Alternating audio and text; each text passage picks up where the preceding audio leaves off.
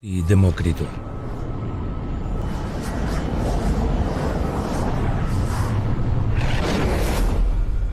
El joven planeta Tierra todavía era una resplandeciente bola de fuego. No había aún ninguna señal de nuestro planeta azul. Poco a poco nuestro candente planeta se enfrió. Aparecieron ríos, lagos y océanos. Pero, ¿son estas cosmogonías fiables? Tenemos que tener en cuenta que hay básicamente dos tipos de ciencia. La ciencia observacional, la ciencia experimental, que es aquella que se basa en la observación y la experimentación. Pero hay otro tipo de ciencia, la ciencia histórica, aquella que intenta, interpretando nuestra observación actual, saber lo que sucedió en el pasado. Los fenómenos que han sucedido en el pasado no se pueden repetir experimentalmente. No podemos observar una creación del universo, ni una formación de la Tierra. Y aunque la observáramos, no podemos estar seguros de que fue así como se originó nuestro universo y nuestra Tierra.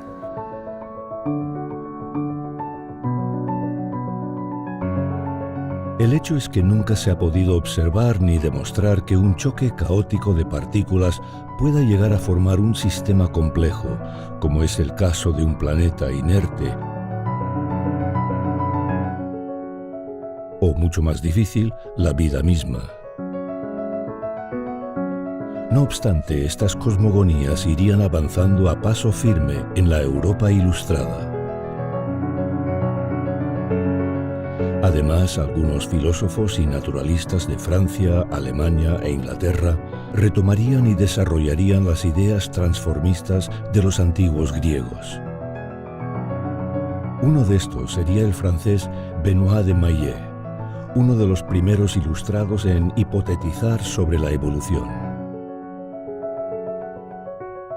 A pesar de no creer en el diluvio universal, este naturalista francés postulaba que la Tierra había estado en un pasado remoto anegada por agua, y mediante la supuesta recesión gradual y lenta del mismo mar, llegaría a estimar que la Tierra tenía aproximadamente 2.400 millones de años.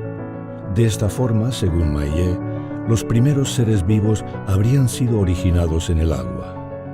Una vez expuestos al aire, estos habrían ido evolucionando y diversificando hasta obtener todas las especies de animales existentes.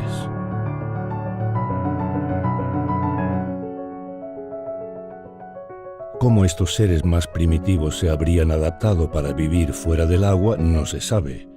Sin embargo, para Maillet, los relatos de seres mitológicos, como sirenas y tritones, serían la evidencia de que el hombre procedía del pez.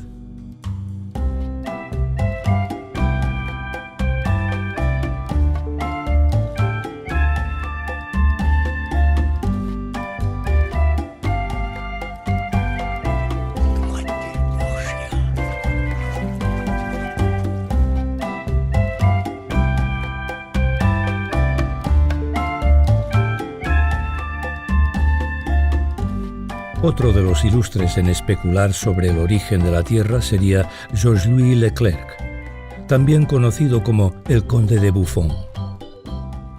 Este naturalista francés especularía sobre la aparición espontánea de los primeros seres vivos a partir de moléculas orgánicas. Sin embargo, a pesar de estas ideas materialistas, Buffon acabaría por descartar la evolución. Él advirtió que había cambio entre distintos lugares de un mismo tipo de animales que variaban al estar en un sitio o en otro. Quizá de dos pares de felinos, un par grande y un par pequeño, salieron todos los gatos grandes, leones, tigres, panteras y todos los gatos pequeños, ¿no? Pues desde el gato montés hasta el gato doméstico, etc., ¿no? Entonces, para él había flujo, pero era un flujo que quedaba dentro de la naturaleza básica de cada tipo de ser. Efectivamente, Buffon tenía razón. Los seres vivos varían, pero esas variaciones tienen lugar siempre dentro de un género.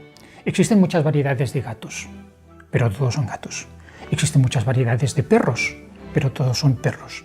y ese patrón se repite en toda la naturaleza. Los seres vivos varían, sí, pero dentro de unos límites, los límites que les marca su género.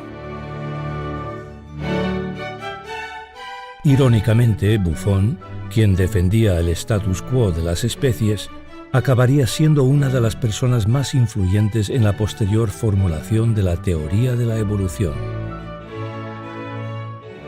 Ernest Mayr, uno de los más grandes exponentes del neodarwinismo, un personaje clave en la síntesis moderna, él mismo también afirma que Buffon no era evolucionista, aunque fue el padre del evolucionismo, dice él, debido a su influencia y al aceptar el cambio que evidentemente Darwin extrapoló de una manera indefinida y que Buffon no extrapolaba. Quien sí extrapolaría este cambio sería Jean-Baptiste Lamarck. Este naturalista francés, quien irónicamente había sido pupilo de Buffon, acabaría siendo uno de los más grandes evolucionistas de la época. Lamarck tenía un afán de hacer que la evolución fuese un proceso integral. No era el primero, evidentemente. La idea esencial del lamarckismo es que un organismo tiene unas características y estas características las hereda su progenie. En este sentido, el cuello de la jirafa procede de un animal parecido a la cebra que, esforzándose por alcanzar las ramas altas de los árboles, estiraba su cuello, con lo cual hacía que su cuello se hiciera cada vez más largo, y esta característica era heredada por sus descendientes.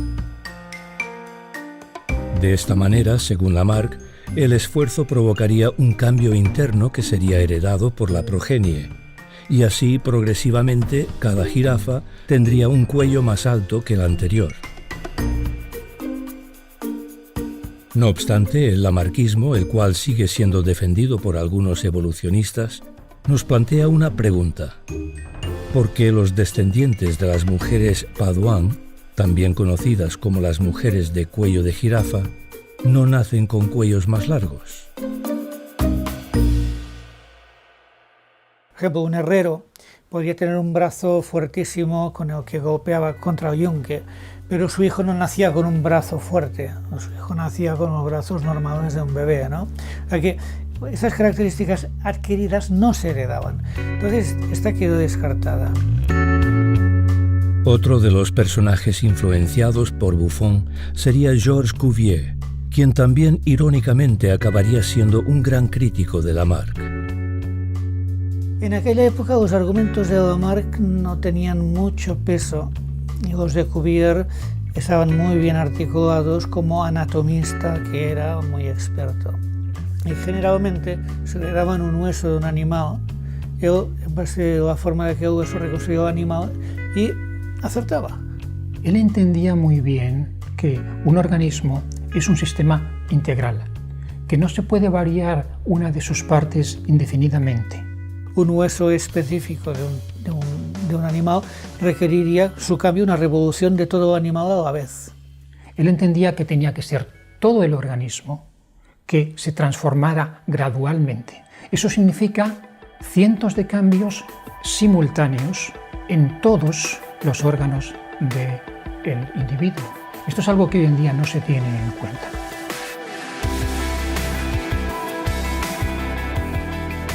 Por otro lado, Cuvier llegaría a ser uno de los máximos exponentes del catastrofismo.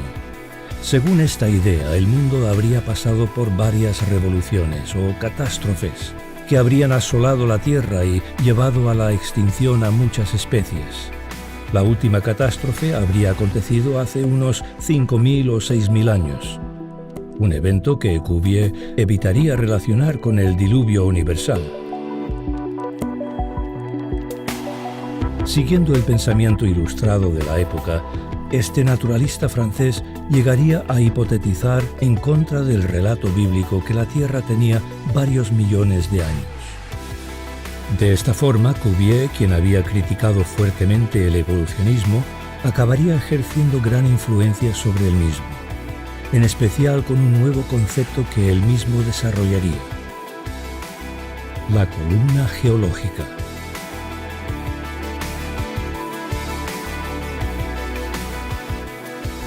Cuando estudiamos la geología terrestre, observamos que la mayor parte de la superficie terrestre está compuesta por rocas sedimentarias.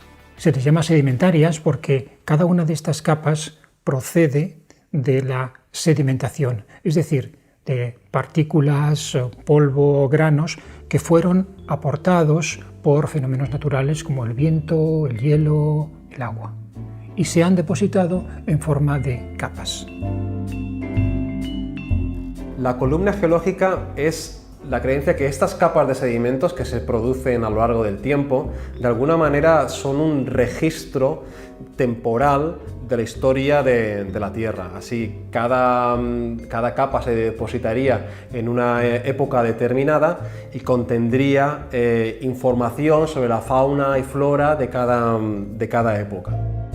Según la teoría estratigráfica, capas de sedimentos que se encontraran a más profundidad serían más antiguos que las capas de sedimentos que se encuentran más cercanas a la superficie.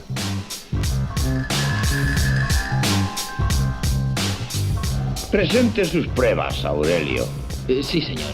Fue aproximadamente a este nivel donde descubrí huellas de un simio en una fase de primitivo barbarismo que existió hará unos 1300 años.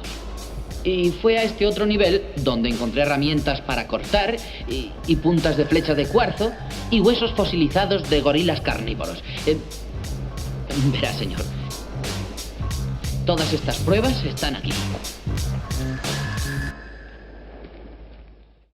De esta forma se llega a reconstruir una especie de historia geológica de la Tierra. Ciertos fósiles guía aparecen en unos lugares, después se extinguen y otros fósiles guía aparecen en otros lugares.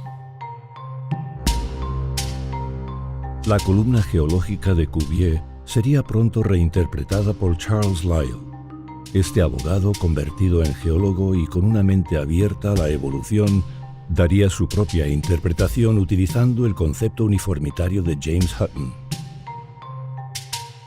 El uniformitarianismo es una suposición que dice que los procesos naturales que vemos hoy en acción siempre han estado en acción, al mismo ritmo que lo vemos hoy en día. Pero Lyell quiso reinterpretar todos los estratos de la Tierra en función de fenómenos muy lentos, muy pequeños, a muy pequeña escala, durante larguísimos lapsos de tiempo, de manera que un estrato de un determinado grosor tardaba muchísimo en depositarse en base de corrientes que iban arrastrando sedimentos muy poco a poco, en lugar de ser el resultado de grandes avenidas de agua que arrastraban grandes cantidades de sedimento y los depositaban en poco tiempo, como se había pensado hasta entonces, desde luego incluyendo Cuvier.